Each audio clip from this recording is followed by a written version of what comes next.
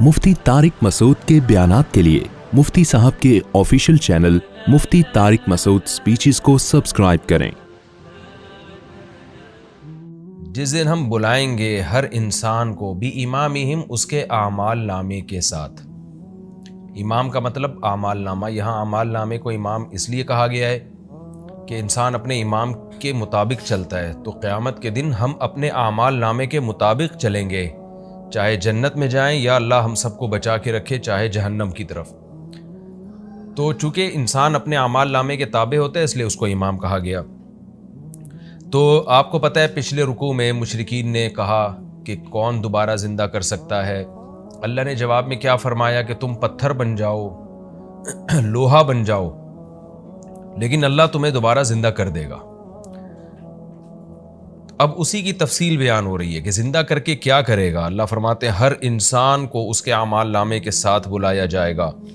फ़मन ऊतिया किताबहु बियमीनिही, बस जो शख्स उसका अमाल नामा उसके दाएं हाथ में दे दिया जाए, फ़उलाइका यक़रऊन किताबहुम, ये अपनी किताब को, क्योंकि किताब कहते हैं जिसमें लिखा हुआ हो, मकतूब, लिखी हुई तहरीरों को तो इसलिए अमाल नामे को किताब भी कहा गया है। तो अल्लाह फरमाते हैं ये लोग अपने अमाल नामों को पढ़ेंगे, वला युज़लमून फ़तीला, और इन पर ज़रा भी जुल्म नहीं होगा। यानी जो जिसने नेकी की होगी उसको उसका पूरा पूरा बदला मिलेगा, किसी की नेकी को अल्लाह ज़ाया नहीं करेगा। वमन कान फ़ी हादिही अमा, और जो शख्स था फ़ी हादिही, इस दुनिया में, अमा, अंधा, यानी अल्लाह के हकामात से अंधा बन गया, देखने की कोशिश ही नहीं की कि अल्लाह क्या कहता है, अल्लाह के हकाम क्या हैं, सीधे रास्ते को देखने की कोशिश ही नहीं की, फ़हुवा फ़िल आखिरति अमा, तो वो आखिरत में भी अंधा होगा। आखिरत में अंधे का मतलब है कि वहाँ भी सीधे रास्ता जो जन्नत की तरफ जाता है उससे अंधा होगा वो। जब अहले ईमान उस जन्नत के रास्ते पे चलेंगे तो इसको वो रास्ता नज़र नहीं आएगा। व अज़ल्लु सबीला, और ज़्यादा गुमराह होगा रास्ते के लिहाज से। क्या मतलब, दुनिया में जितना गुमराह था सीधे रास्ते से, आखिरत में जन्नत के रास्ते से उससे भी ज़्यादा गुमराह हो जाएगा वो। दुनिया में जैसे उसको सीधा रास्ता नज़र ही नहीं आता था, तो जन्नत में उससे भी ज़्यादा सीधा रास्ता, जन्नत का रास्ता उससे ओझल हो जाएगा। व इन कादू लयफ्तिनूनका अनिल्लज़ी औहैना इलैक, और करीब है कि ये लोग आपको फितने में डाल दें, अनिल्लज़ी, उस वही से, औहैना इलैक, जो हम आपकी तरफ वही कर रहे हैं। इस आयत के बहुत सारे शान नुज़ूल बयान किए गए हैं। मैं तफसीर के लेक्चर्स में ये बात बार बार बताता रहा हूँ कि शान नुज़ूल का मकसद सिर्फ ये नहीं होता कि इस मौके पे ये आयत नाजिल हुई, बल्कि सहाबा ताबीईन जो कहते थे ना कि ये आयत फ़लाँ के बारे में नाजिल हुई, तो मतलब ये होता है कि इस आयत का मिस्दाक, यानी ये आयत फ़लाँ वाक़े पे भी फ़िट हो रही है, ये मतलब होता है। तो इसलिए मुफस्सिरीन ने जब किसी वाक़े के मुख्तलिफ़ शान नुज़ूल लिखे होते हैं तो लोग कन्फ्यूज़ होते हैं कि भाई ये उस वक्त नाजिल हुई या उस वक्त नाजिल हुई। तो भाई वो नाजिल जिस वक्त भी हुई हमें उससे बहस नहीं है, लेकिन मुफस्सिरीन के मुताबिक, मुहद्दिसीन, सहाबा ताबीईन के मुताबिक इस आयत के बारे में ये वाक़या भी, ये आयत इस वाक़े पे भी फ़िट हो रही है। तो अब कुरान क्या कह रहा है कि करीब है ये लोग आपको उस वही से हटा दें, फितने में डाल दें जो हम आपकी तरफ वही कर रहे हैं। क्या मतलब, हम नबी सल्लल्लाहु अलैहि वसल्लम को वही कर रहे हैं कि आपने तौहीद पर कायम रहना है, आपने मुशरिकीन की मुखालफत करनी है, आपने शराब को हराम करार देना है, आपने नमाज को फ़र्ज़ करार देना है, आपने सिला रहमी का हुक्म देना है, आपने आखिरत के वजूद का कायल होना है। बहुत सारे अहकामात जो नाजिल हो रहे हैं, तो उसके ख़िलाफ़ मुशरिकीन मक्का और वो तमाम लोग जो यहूद व नसारा थे, वो इतनी ज़बरदस्त साजिशें कर रहे हैं कि उनकी साजिशों को और उनके रिएक्शन को देखकर लगता है कि वो पैगंबर को उस वही से हटा दें जो पैगंबर पर वही नाजिल हो रही है। यानी कोई आम आदमी अगर होता और एक दावे को लेकर और एक दावत को लेकर चलता तो वो इतनी मुखालफत बर्दाश्त कर नहीं सकता था, वो कुछ न कुछ उनकी तरफ माइल हो जाता।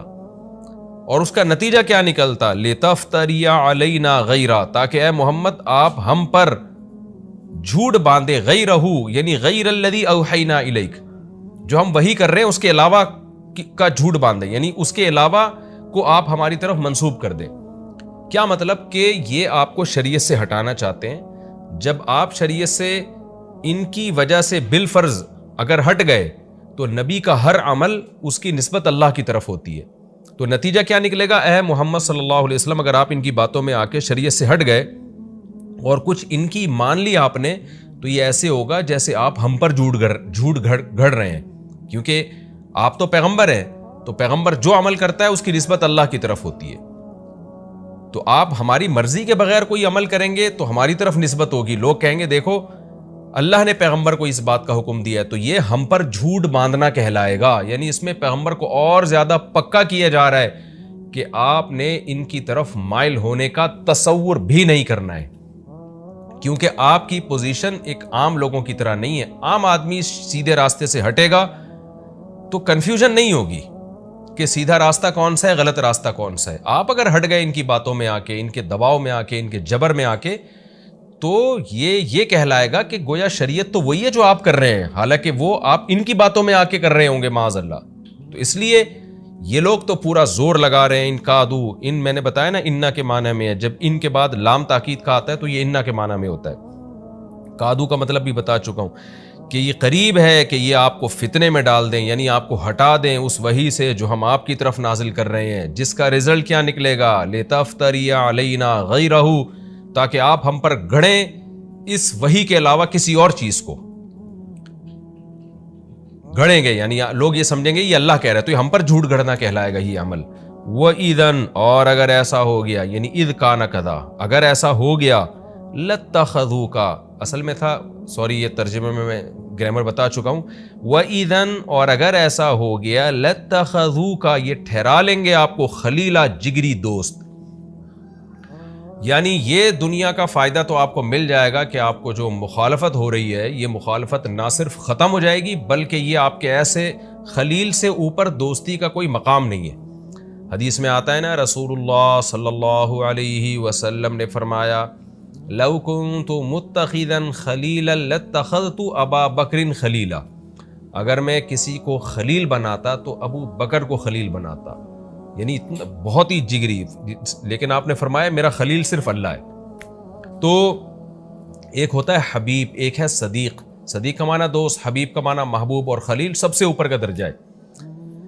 تو یہ آپ کو بہت زیادہ جگری دوست بنا لیتے. بعض لوگوں نے اس کا اردو میں ترجمہ کیا ہے، بعض مفسرین نے گاڑھا دوست بنا لیتے. تو اتنا زیادہ یہ ٹوٹ کے آپ پہ مرنا شروع ہو جاتے اگر آپ ان کی طرف مائل ہو جاتے. یہ دنیاوی مفاد آپ کو حاصل ہوتے اور یہ بھی اتنا خوش ہو جاتے. لیکن آگے قرآن کیا کہہ رہا ہے؟ وَلَوْلَا، اور اگر یہ بات نہ ہوتی، کیا بات؟ ان ثَبَّتْنَاكَ، کہ ہم آپ کو ثابت قدم رکھتے. لَقَدْ كِدْتَ، تو قریب تھا کہ آپ تَرْكَنُوا إِلَيْهِمْ، مائل ہو جاتے ان کی طرف، شَيْئًا قَلِيلًا، تھوڑا سا. یعنی ہم نے اگر آپ کو استقامت نہ دی ہوتی، نہ آپ کے دل کو مضبوطی سے تھاما نہ ہوتا، ہم نے آپ کو سیدھے راستے پر قائم رہنے کی توفیق نہ دی ہوتی، تو مکمل تو آپ مائل نہیں ہوتے. کیونکہ آپ کی ایک پرسنالٹی ہے، آپ صادق اور امین سے مشہور ہیں، آپ اپنے ویژن سے ہٹنے والے نہیں ہیں. لیکن ان کا جو وار ہے نا، اور ان کی سازشیں اتنی خطرناک ہے کہ کچھ نہ کچھ تو آپ کا بھی میلان ہو جاتا. لیکن ہم نے کیا کیا ہے؟ آپ کو بھی ثابت قدم رکھا اس پر، اور آپ کو بھی سیدھے راستے پر ہم نے مضبوطی سے جما دیا. یعنی ہماری توفیق بھی اس میں شامل حال ہے کہ ہم نے آپ کو ان کی طرف مائل ہونے نہیں دیا. جیسے کہ قرآن میں دوسری مقام پر آتا ہے نا، وَإِن كَانَ مَكْرُهُمْ لِتَزُولَ مِنْهُ الْجِبَالُ، انہوں نے آپ کے خلاف ایسی سازشیں کی ہیں کہ اگر یہ سازشیں پہاڑ کے خلاف ہوتی تو پہاڑ اپنی جگہ سے ہل جاتے. ایسی سازشیں انہوں نے آپ کے خلاف کی ہیں کہ آپ اپنے مشن سے ہٹ جائیں. تو ہم نے آپ کو ثابت قدم رکھا ہے، اگر ہم نہ رکھتے تو کچھ نہ کچھ آپ کا بھی ان کی طرف میلان ہو جاتا. اذن، اگر ایسا ہو جاتا، یعنی آپ ان کی طرف تھوڑا سا بھی مائل ہو جاتے، لَأَذَقْنَاكَ، تو ہم آپ کو ذائقہ چکھاتے ضعف الحیات، دنیا کے کبھی دگنا. یعنی دگنا سے مراد یہاں دگنا عذاب ہے کہ دنیا کا، یعنی اس زندگی میں بھی دگنا عذاب ملتا. وضعف الممات، اور موت کا عذاب بھی دگنا. موت سے مراد ہے کہ موت کے بعد جو عذاب ہوتا ہے، برزخ کا عذاب، میدان حشر کا عذاب، جہنم کا عذاب. تو آپ کو ڈبل عذاب ہوتا دنیا میں بھی اور آخرت میں بھی. ثم پھر اس کے بعد لا تجدو اے محمد صلی اللہ علیہ وسلم آپ نہیں پاتے لکا اپنے لیے علینا ہمارے خلاف نصیرہ کوئی مددگار جو ہم آپ کو ہمارے عذاب سے بچا لیتا. یعنی اس میں پیغمبر کا مرتبہ بیان کیا جا رہا ہے کہ ہم نے پیغمبر صلی اللہ علیہ وسلم کو سیدھے راستے پر چلنے کی توفیق دی اور ان کا مکر و فریب اتنی زیادہ سازشیں اور اتنا دباؤ محمد صلی اللہ علیہ وسلم پر کہ اللہ کہتے ہیں اگر ہم آپ کو توفیق نہ دیتے تو ہم نہیں کہتے کہ آپ پورا مائل ہو جاتے, کچھ نہ کچھ تو آپ کا میلان ہونا تھا ان کی طرف, کچھ نہ کچھ تو آپ ان کی باتوں میں آ جاتے, دباؤ میں آ کے, جبر میں آ کے, لیکن ہم نے آپ کے دل کو مضبوطی سے تھام لیا. اور پھر اللہ بتا رہے کہ آپ کی پوزیشن ایسی ہے خدا کی نظر میں کہ اگر آپ تھوڑا سا بھی ان کی طرف مائل ہوتے, اذ کانا کذا, میں نے بتایا نا بار بار یہ اذن کا مطلب کیا ہوتا, اگر ایسا ہوتا یعنی آپ ان کی طرف تھوڑا سا مائل ہو جاتے تو آپ کو پھر وہ عذاب نہ ملتا جو ایک عام نافرمان کو ملتا ہے, بلکہ آپ کو دنیا میں بھی دگنا عذاب اور آخرت میں بھی دگنا عذاب. یعنی کسی باطل کی طرف مائل ہونے کا جو عذاب ہے نا, ایک نارمل ایک عام آدمی کو جتنا ملتا ہے تو اللہ آپ کو دگنا دیتا, کیونکہ آپ کی پوزیشن یہ ہے کہ آپ اللہ کے پیغمبر ہیں اور پیغمبر کا عمل حجت ہوتا ہے, اس سے گمراہی پھیلتی ہے اگر آپ گمراہی کی طرف مائل ہو جائیں گے. اور پھر اتنا شدید عذاب آتا لیکن آپ کے خلاف ہمارے خلاف آپ کی کوئی مدد نہ کرتا جو آپ کو اس عذاب سے بچا لیتا. تو اس میں اللہ تعالیٰ نے بتا دیا, اس میں پیغمبر صلی اللہ علیہ وسلم کو تسلی بھی دے دی.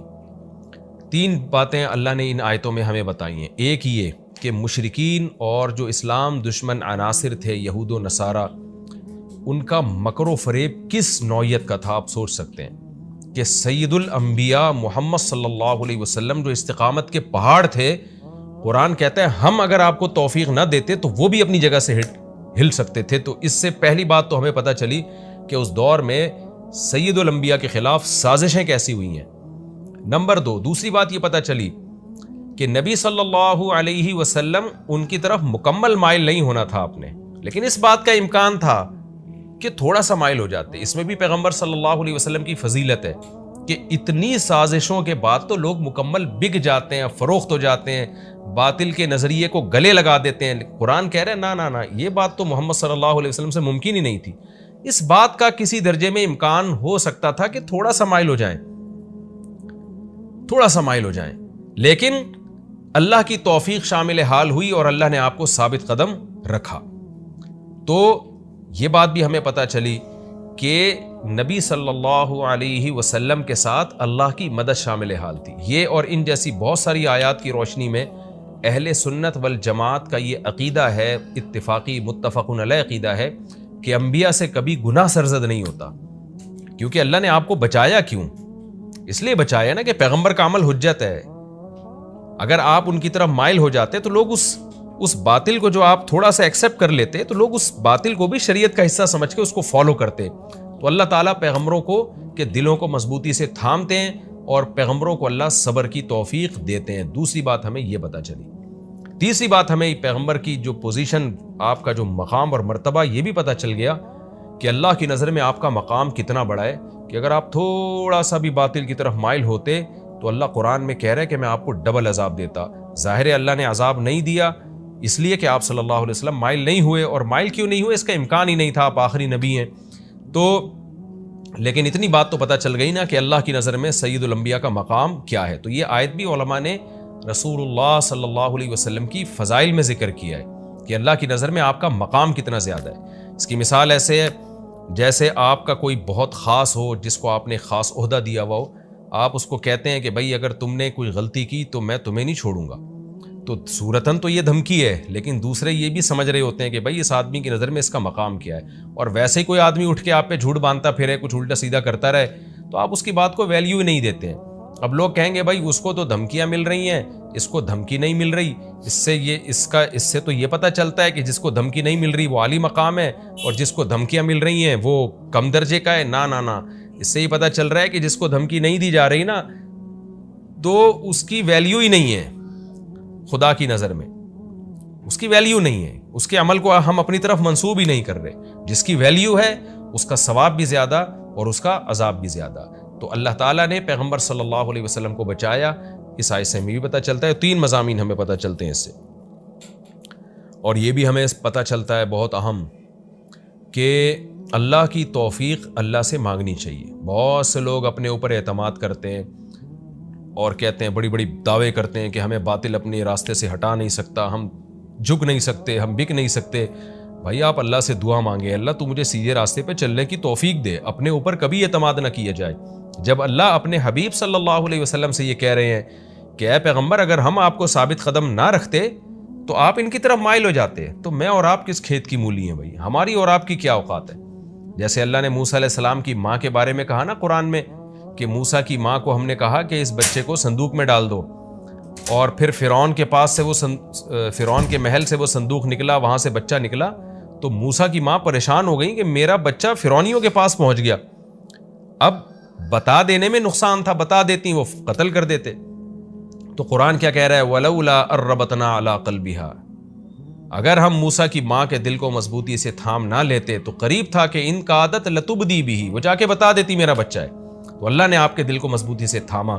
تو صبر کی توفیق اللہ کی طرف سے ملتی ہے، لہذا اس کی دعائیں ہمیں اللہ ہی سے مانگنی چاہیے۔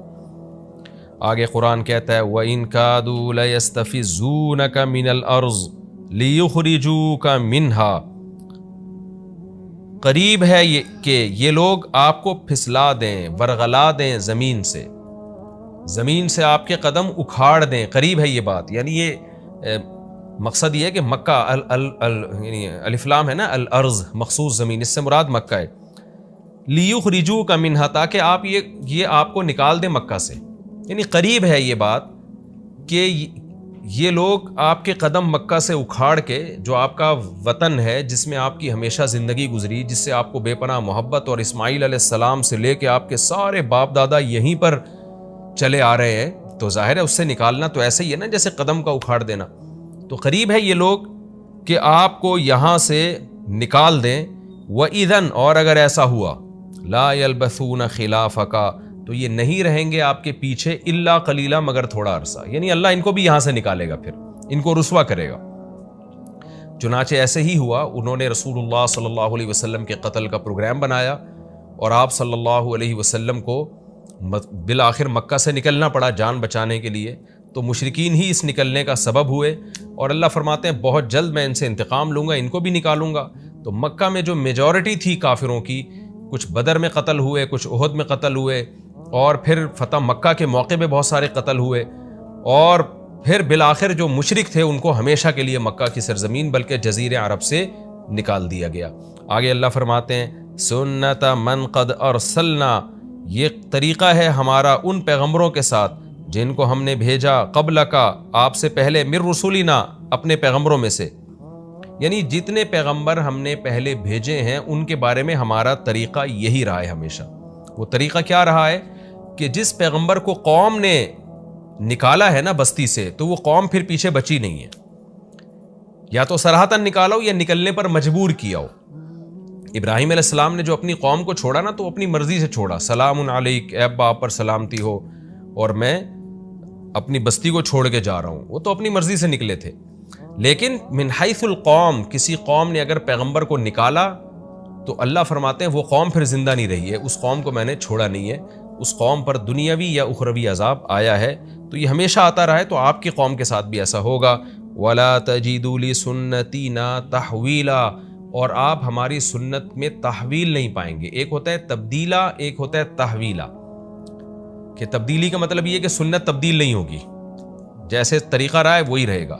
تحویل کا مطلب ہوتا ہے کہ تحویل کہتے ہیں پلٹنا، ایسا نہیں ہوگا کہ کسی اور پر عذاب آنا ہو اور ان کے بدلے کسی اور پر آ جائے، یعنی تحویل نہیں ہوگا، حوالہ نہیں ہوگا۔ حوالہ آپ نے لفظ سنا ہوگا نا عربی میں، کہ ایک کا قرضہ کسی اور پہ ڈال دیا جائے اور وہ اس کے حوالے کر دیا جائے، تو تحویل اسی سے نکلا ہے۔ ایسا بھی نہیں ہو سکتا کہ اللہ کی طرف سے کہ ایک عذاب کسی قوم پر آنے والا ہو اور وہ تبدیل ہو کر دوسری قوم پر آ جائے، ایسا نہیں ہوگا۔ لہذا مشرکین مکہ پورا زور لگا رہے کہ کسی طریقے سے آپ کو مکہ سے نکلنے پر مجبور کریں، لیکن اگر ایسا ہوا تو کچھ وقت کے بعد ان پر بھی اللہ کی طرف سے عذاب آئے گا، اور یہ بھی یہاں قدم جما نہیں سکیں گے مکہ میں، ان کے ہاتھ میں بھی مکہ رہے گا نہیں۔